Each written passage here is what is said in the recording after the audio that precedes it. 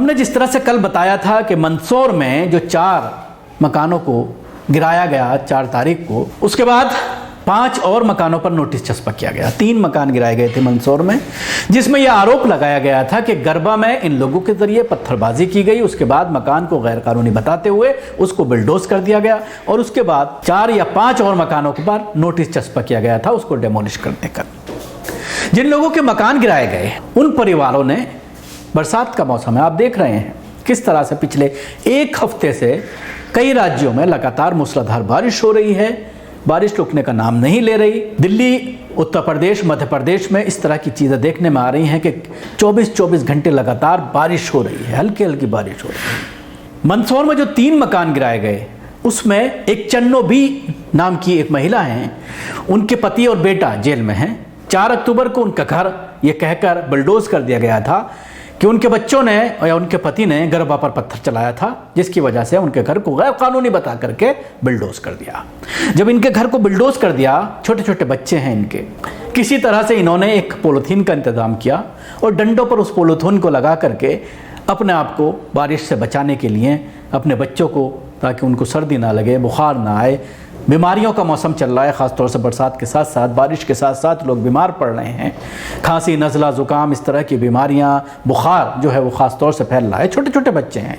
इस वीडियो में आप देख सकते हैं किस तरह से ये खातून एक खाट पर, चरपाई पर अपने बच्चों को लेकर के बैठी हुई है और अचानक पुलिस पहुँचती है और उस शेड को, जो पन्नी का शेड बनाया गया था, उसको भी हटा दिया जाता है। मजबूरन खुले आसमान के सामने रात बिताने को मजबूर होते हैं। इलाके में जो और परिवार हैं उनसे इन लोगों ने गुहार लगाई कि हमें आसरा दे दिया जाए, कुछ दिनों के लिए हमें ठहरने की इजाज़त दे दी जाए, क्योंकि मेरा पति और मेरा बेटा दोनों सलाखों के पीछे हैं, गिरफ्तार कर लिए गए हैं।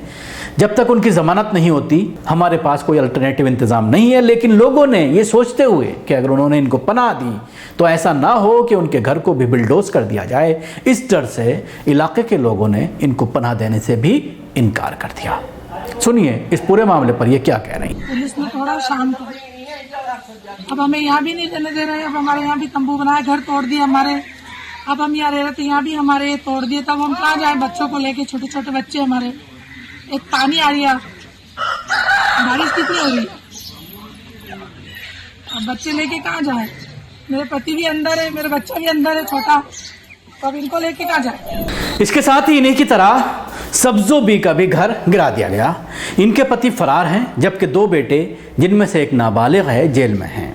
अब इनका यही सवाल है कि जब हमारे घर को गिरा दिया गया, बुलडोज कर दिया गया, ये बहाना बनाया गया कि ये अवैध हैं। 2021 का एक ऑर्डर दिखाया गया जुलाई का, और ये कहा गया कि इस पूरे इलाके में जितने भी मकान हैं उनको बुलडोज करने के ऑर्डर कोर्ट के जरिए दिए गए हैं। लेकिन 1 साल बाद कार्रवाई की गई और उसके बाद कुछ और मुसलमानों को भी नोटिस दिया गया है, जिनका ये कहना है कि आसपास में पाटीदार समाज के भी, यानी हिंदू परिवार भी रहते हैं, लेकिन उनको किसी को नोटिस नहीं दिया गया। तमाम एक ही खसरा पर ये मकान मौजूद हैं, तमाम इल्लीगल ज़मीन पर, सरकारी ज़मीन पर ये बनाए गए हैं। तो एक तबके को सिर्फ मुसलमानों को नोटिस दिया जाता है, जो हिंदू परिवार हैं उनको नोटिस नहीं दिया जाता, जिसके बाद सवालात खड़े होते हैं। हालांकि भारतीय जनता पार्टी शासित इस प्रदेश की पुलिस या प्रशासन बार बार ये कहता है कि ये अवैध मकान गिराए जा रहे हैं, कोई पत्थरबाजी की कार्रवाई नहीं की जा रही, और उसके लिए प्रॉपर एक ऑर्डर दिखाया जाता है कोर्ट का, और उसके बाद वहाँ पर नोटिस चिपका कर जाता है। 24-48 घंटे का वक्त दिया जाता है, फिर अगले दिन बुलडोज़र पहुँचता है और उसको बुलडोज कर दिया जाता है। ख़ासतौर से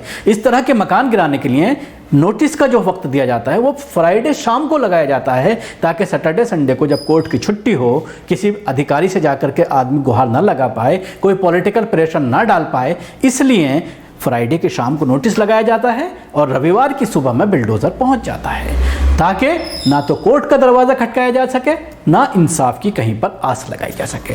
जाहिर सी बात है, एक तरफा कार्रवाई को लेकर के सोशल मीडिया पर लगातार सवालात खड़े हो रहे हैं और लोग इस दोहरे कानून के ऊपर सवाल कर रहे हैं और उस पर आपत्ति भी जता रहे हैं। लेकिन भारतीय जनता पार्टी इस तरह के बुलडोज़र की कार्रवाई को और उनका कैडर सोशल मीडिया पर जायज़ ठहराता है और तरह तरह के नारे लगा करके एक पूरे समाज को डराने, पूरे समाज का मजाक उड़ाने की पूरी तरह से कोशिश की जाती है।